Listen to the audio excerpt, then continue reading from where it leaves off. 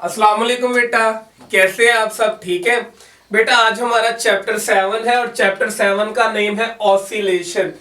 तो बेटा ऑसिलेशन होती क्या है? ऑसिलेशन का मतलब होता है कोई बॉडी का ऑसिलेट करना। इसका मतलब क्या है कि सर जी एक ऑब्जेक्ट का जब वो मोशन में हो वो क्या करे, अपनी मोशन को रिपीट करे। तो हम कहते हैं कि जब कोई चीज वाइब्रेट करती है तो वो अपनी मोशन को क्या करती है, रिपीट करती है एक फिक्स पॉइंट के अराउंड। तो हम इसको यही कहेंगे कि सर जो ऑसिलेशन होती है वो होती है to and fro motion about a fix point of a vibrating body. एक वाइब्रेटिंग बॉडी का जो टू एंड फ्रो मोशन होता है एक फिक्स पॉइंट के अराउंड, उसको हम क्या कहते हैं? Oscillation. Body is called oscillation. Oscillate करना। बेटा ये जो टू होता है इसका मतलब होता है टूवर्ड मी,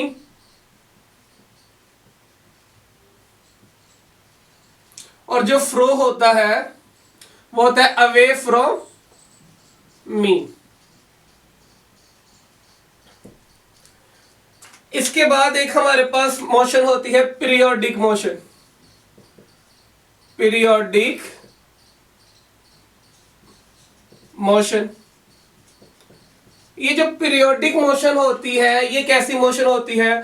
तो सर ये ऐसी मोशन होती है जो खुद को रिपीट करे after an equal interval of time. That motion which repeat itself after an equal interval of time is called periodic motion। अब देखिए जो हमारी जमीन है वो सन के अराउंड ऑर्बिट करती है। तो हम देखते हैं सुबह टाइम इधर है और शाम टाइम इधर है, तो वो सन के अराउंड बेटा ऑर्बिट करती है। इसी तरह जो इलेक्ट्रॉन है वो क्या करता है? न्यूक्लियस के अराउंड ऑर्बिट करता है।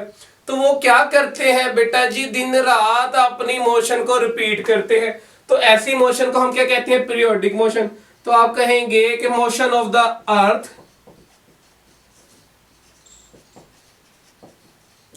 अराउंड द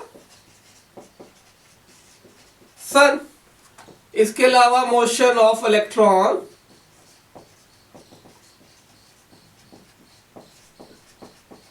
अराउंड द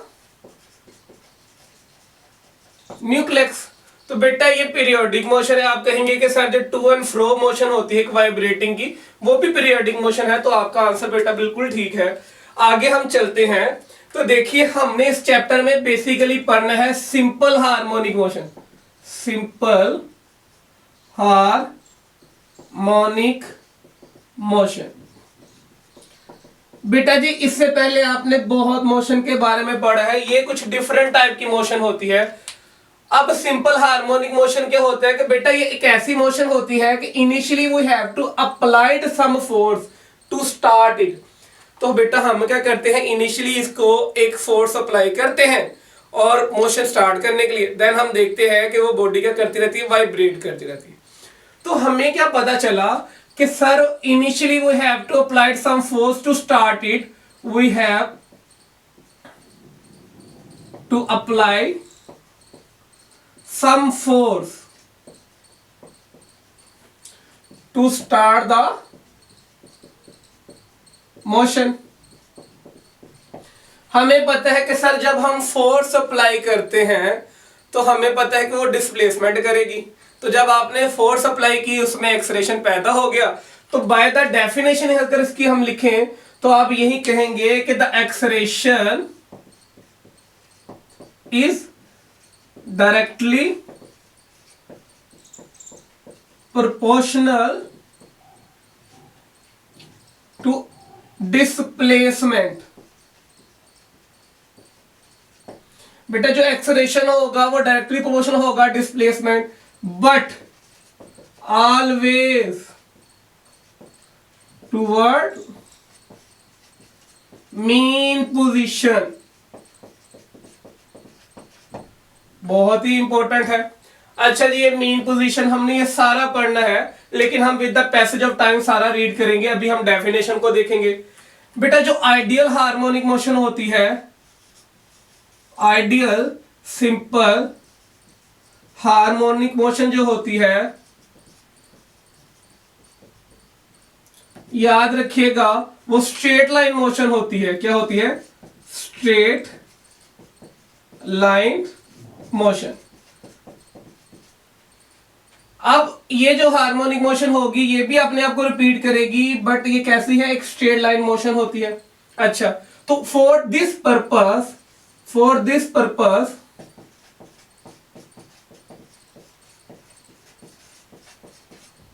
हम क्या करते हैं कि हार्मोनिक मोशन को स्ट्रेट लाइन अचीव करने के लिए हम एम्पलीट्यूड क्या करते हैं?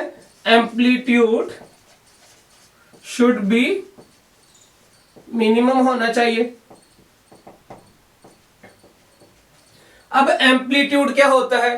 तो याद रखिएगा maximum displacement cover by object या body from mean position. Maximum distance covered by vibrating body from vibrating body to either side from mean position। अब आप सोच रहे होंगे ये क्या? बेटा हम इसको लास्ट में सारा समझेंगे, अभी हम सिर्फ लिखते हैं। ठीक होगी बात? अब जो इसकी एग्जाम्पल है, अब ये कौन कौन से हमारी डेली लाइफ से एग्जाम्पल है?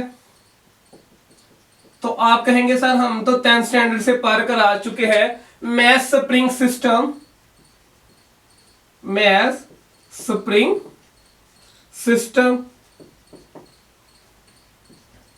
मैस स्प्रिंग सिस्टम कैसा होता है कि एक हमारे पास फ्रिक्शनलेस सरफेस होती है, उसके एक एंड जो फिक्स एंड होता है उसके साथ स्प्रिंग अटैच होता है और दूसरे स्प्रिंग के एंड के साथ बेटा एक मैस अटैच होता है। ठीक, तो हम क्या करते हैं? इसको थोड़ी सी फोर्स लगाते हैं इन दिस डायरेक्शन, ये डिस्प्लेसमेंट करता है। तो ये वाली जो इसकी पोजीशन होती है ये इसकी मीन पोजीशन होती है, और जहां ये मैक्सिमम जाता है वो हम उसकी कहते हैं एक्सट्रीम पोजीशन। एक्सट्रीम पोजीशन या उसका एम्पलीट्यूड होता है। तो जब हम इसको लेफ्ट करते हैं what will be happen? It will be go back mean position, then फिर अगेन एक्सट्रीम पोजीशन, और वो बेटा क्या करता रहता है? अपने आप को रिपीट करता रहता है। ठीक, तो हमें क्या मिला? टू एंड फ्रो मोशन मिली। अच्छा, इसके बाद हमारे पास जो एग्जांपल होती है वो mass of the simple pendulum. Simple pendulum, जो सिंपल पेंडुलम होती है उसमें बेटा क्या होता है? Mass of the Bob, mass of Bob, sorry, motion of the bob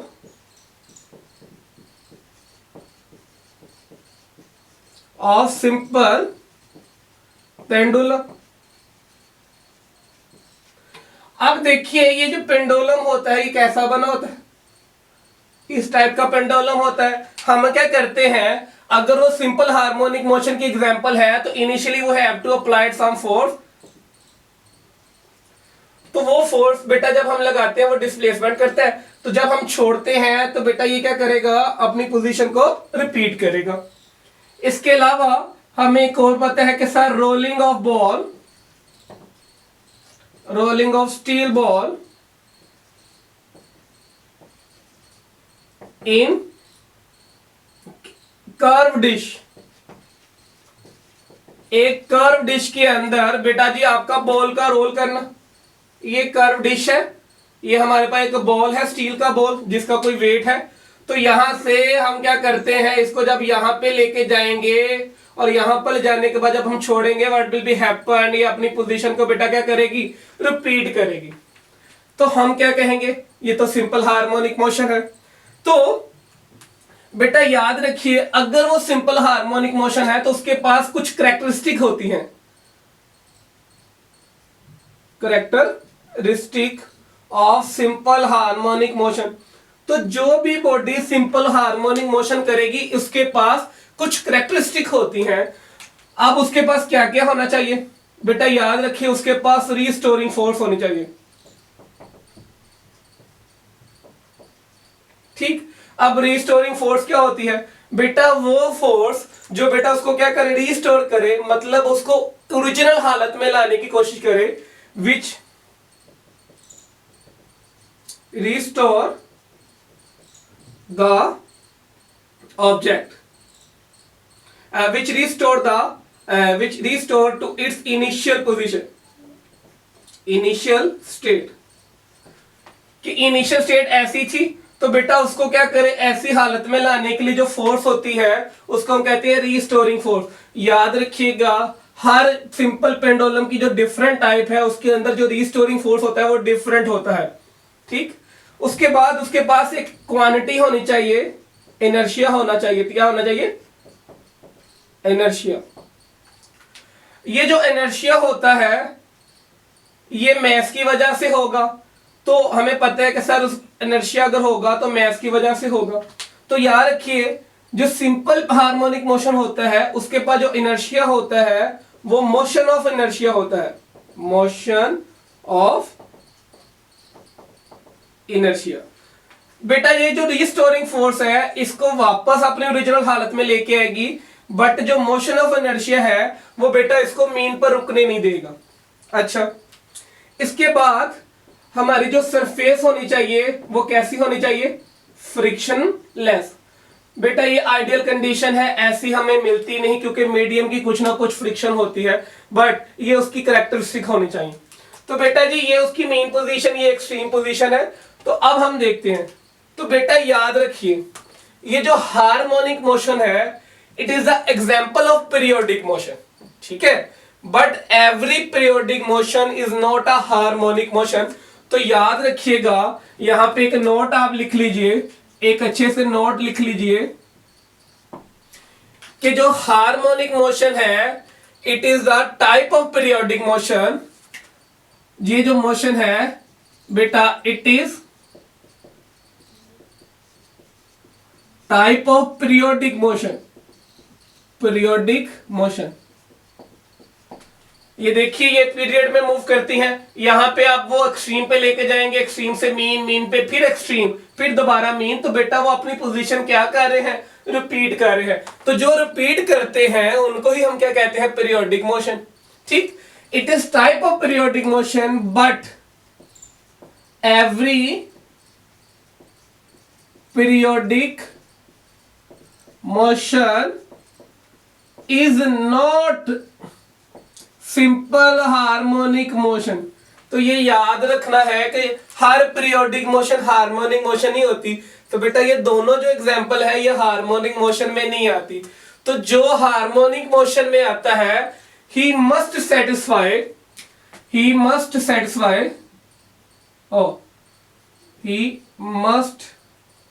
हम यहां पे अब लिख लेते हैं, सबको अरेज कर देते हैं। तो जो हार्मोनिक मोशन होगी वो सेटिस्फाई करेगी एन इक्वेशन। अगर वो इक्वेशन सेटिस्फाई करती है तो देन ही बेटा क्या होगी, वो हार्मोनिक मोशन होगी।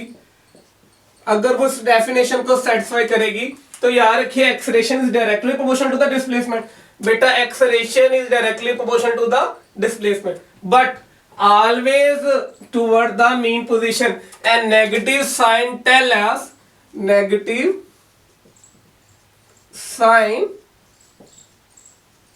us it always toward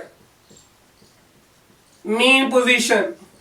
it मतलब बेटा एक्सरेशन, it मतलब बेटा एक्सरेशन।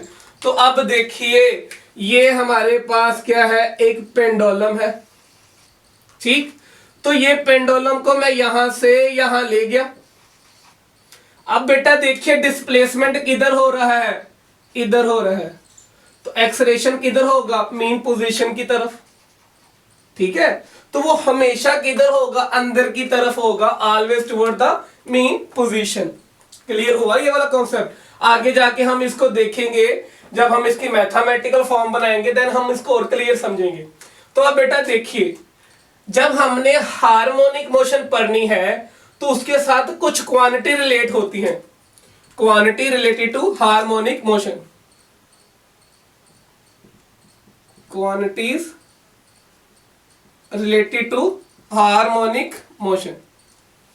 तो हम बेटा जी डिस्प्लेसमेंट देखेंगे,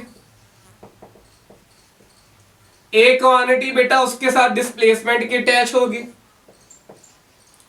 बेटा वेलोसिटी की होगी, एक्सलेरेशन की होगी।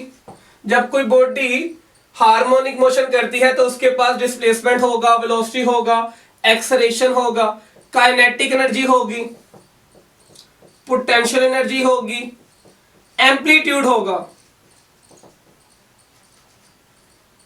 एम्पलीट्यूड। अब देखिए हमारे पास दो पोजीशन होंगी, एक एक्सट्रीम और एक मीन। तो बेटा ये पहले लेक्चर में ही आप याद रख लो, हर एक लेक्चर में यही कहानी चलनी है। तो हमारे पास बेटा जी दो पोजीशन होंगी, एक पोजीशन बेटा हमारे पास क्या होगी, एक्सट्रीम, एक होगी मीन। अब देखिए एक्सट्रीम जो होगी, यहां सॉरी पहले हम मीन लिखेंगे, फिर हम एक्सट्रीम लिखेंगे। एक्सट्रीम के ऊपर सॉरी मीन के ऊपर बेटा जो हमारा डिस्प्लेसमेंट होगा या जो डिस्टेंस होगा वो क्या माना जाएगा, डिस्टेंस जो हमारा होगा वो क्या होगा, जीरो। तो x is equal to zero. Extreme पर हमारा जो डिस्टेंस होगा, डिस्टेंस या डिस्प्लेसमेंट वो क्या होगा बेटा, मैक्सिमम होगा।